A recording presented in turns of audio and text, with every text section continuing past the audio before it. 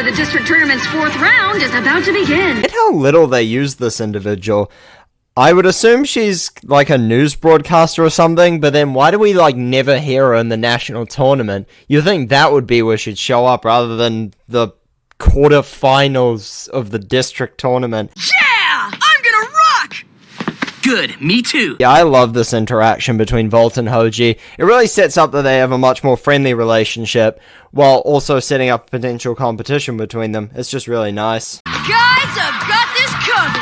Leave it to me! So, a fun fact about this episode, this is actually the first time we see Valt trip on stage, which is a running gag they keep with him for a while, though it does get relegated to characters like Dante and Hyuga in later seasons, which is kinda lame, but whatever. I hope I don't disappoint you. Again, this line is charged with so much great subtext about their relationship, both showing how Hoji really wants to prove himself to Wakiya, but then also showing the fact that he says, I won't disappoint you instead of, I'll do you proud, shows the fact that he is kind of intimidated by Wakiya in a way. Love how Valt always warming up the shoulders. I guess he means business. Fun fact about this episode, this is the first time we ever see Valt do his arm swing warm-up, which is interesting considering that he does it like all the time throughout the show. So you'd think they did it from the start, but nah, this is the first time they have him do it. That's not enough to stop me. I can feel it in my gut. I'm gonna win. Yeah, not only is this a pretty good moment for Valt, but I love how it kind of sets up the difference between him here and him at the start of the first battle in the semifinals.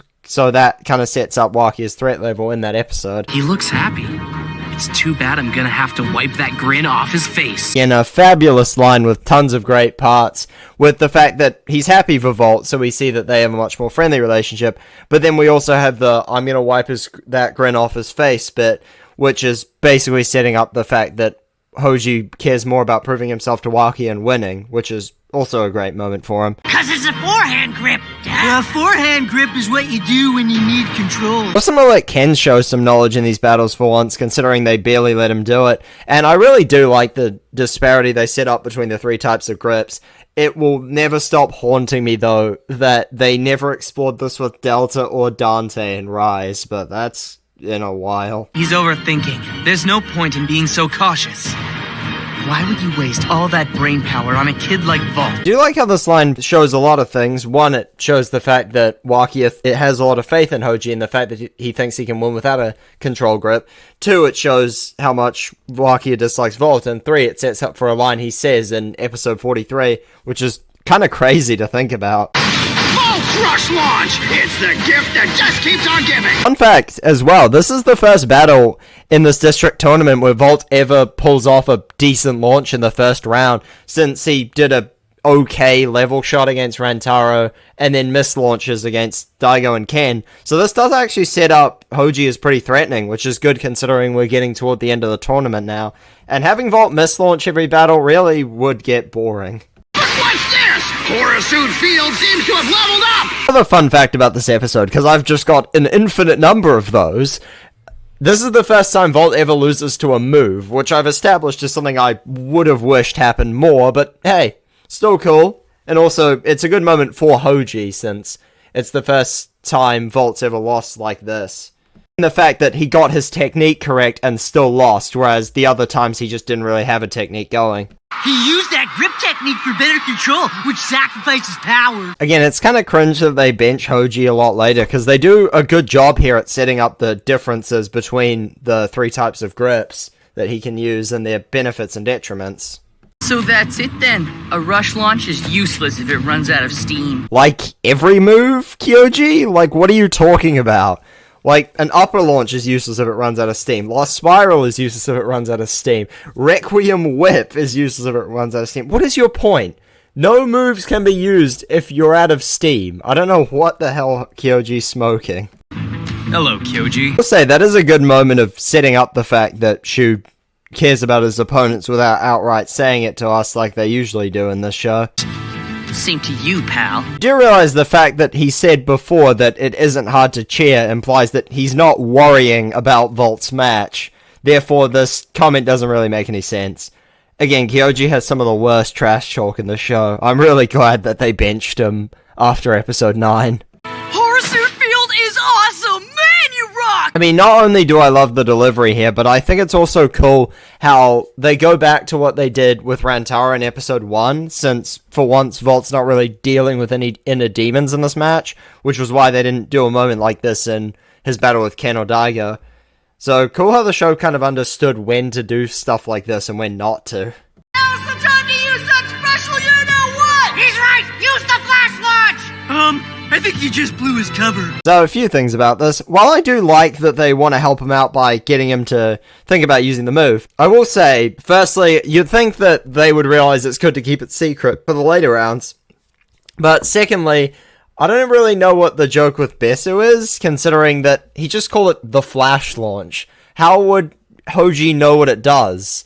For all he know, the flash launch is more like a whip move, breaker move, dive move. How does he know what the move is? The flash launch, huh? You're playing with fire. Well, Shu brings up the risk instead of all the others, since they're really into the match, but Shu's more of the objective perspective, so we get to see, his thought on whether or not the technique would actually work. But if I know what move he's gonna go with, and I can use that against him...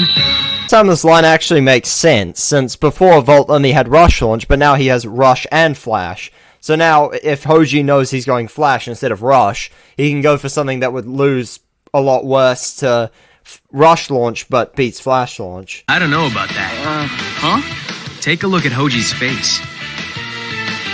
Again, while I don't really like Kyoji, I do like this moment quite a lot.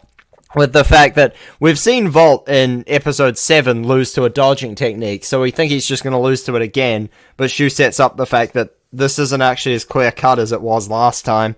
You can't get away! Let's go, Valtryek! Episode 4, Valt needed to resonate in order to get himself to hit a Bay dodging him, but here he kind of just tells Valtryek to do it, and Valtryek manages to connect. Is this supposed to be that he's getting better, or is this that he is actually resonating? Horusood is knocked into the air! Also, another cool fact is that this is the first time Valt ever knocks an opponent into the air with just a regular attack and doesn't burst them, which is something that is carried on a lot more throughout the later seasons of the show, where bays just get sent flying around all the time. The downslope, it's gaining even more speed! Also, while I think this rush launch technique here, where he hits him from above and below, is really cool, I do think it's kind of lame that they don't have him use that more, considering it would work really well against opposing attack types, angled launches from defensive stamina types, and plenty of other scenarios where he just doesn't use this version of the rush launch. Hoji assumed Valt would try something new, so he shot Horusood around the edge of the stadium. But Valt knew he didn't need to expose his new move. He knew his rush launch was strong enough. I kind of love how this line kind of sets up a contrast between the logical motivation Shu assigns here and then Valt's actual one later, because it shows that while Valt might have done it on impulse, there would still have been some logic in there in the back of his head, which is good for making it seem less lucky that he managed to win this. Sorry, Horusood. Nice work. I knew you could do it. Man, I love how Hoji actually has a connection with his bae. I love the fact that they even kind of show it here with both of them talking to their baes after the match to show their similarity. I wasn't thinking about anything, really. Truth is, I just felt like Valtryek wanted me to go with the rush launch, I guess. Also, this is the first time Valt ever admits to doing something without really a plan in one of these matches, as well as the first time he ever really talks about his conversations with his bae to someone, except for that joke in episode 7, which didn't really set anything up, since they said everyone did it, which is pretty cool considering that they build on this a lot more throughout this and the next season. So you beat me without thinking?